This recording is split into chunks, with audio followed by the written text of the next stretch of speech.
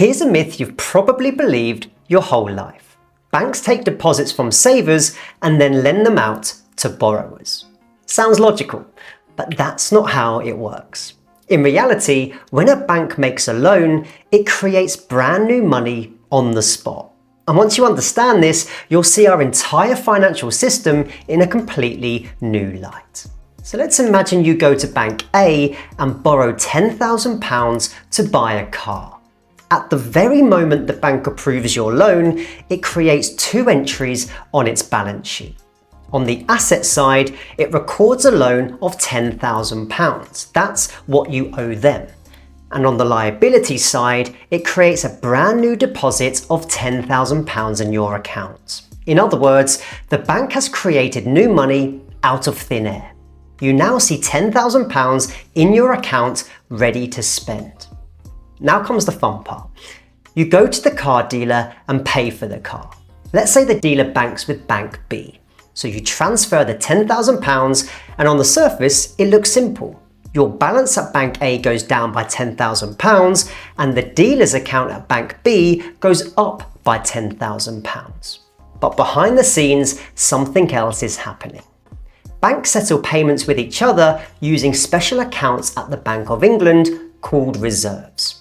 So when you pay the dealer, Bank A has to send £10,000 of its reserves to Bank B. So Bank A loses £10,000 in reserves, Bank B gains £10,000 in reserves, and the dealer sees a £10,000 deposit appear in their accounts. Now at this point, notice what's happened. The deposit that was created for you at Bank A has moved to the dealer at Bank B.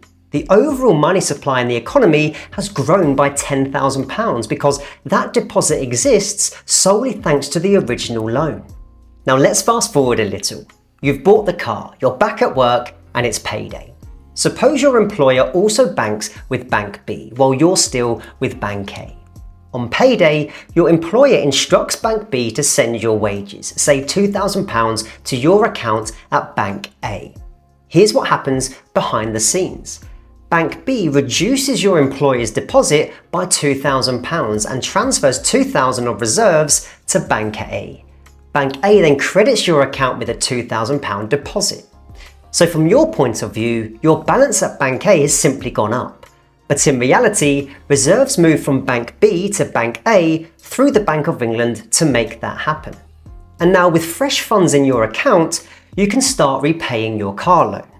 So when you make a repayment of say £500, Bank A reduces your deposit by £500 on the liability side and reduces the loan by £500 on the asset side. Both disappear together. Now that £500 is gone from the money supply. Step by step, as you continue repaying, the loan shrinks and so does the deposit used to pay it. This shows the full life cycle of money. In summary, when the loan is made, money is born. When you spend it, the money shifts around between banks with reserves moving in the background to settle payments. When you get paid, money flows back into your account from another bank, again with reserves moving behind the scenes. And when you repay the loan, the money is destroyed. And that's the true story of how money lives and dies in our financial system. If you found this video helpful, don't forget to like, subscribe, and hit that bell icon for more videos just like this one. If you're keen to learn more about finance, be sure to check out theindustryportal.com, link in the description below. Thanks so much for stopping by, and as always, keep growing, keep learning, and I'll see you in the next video.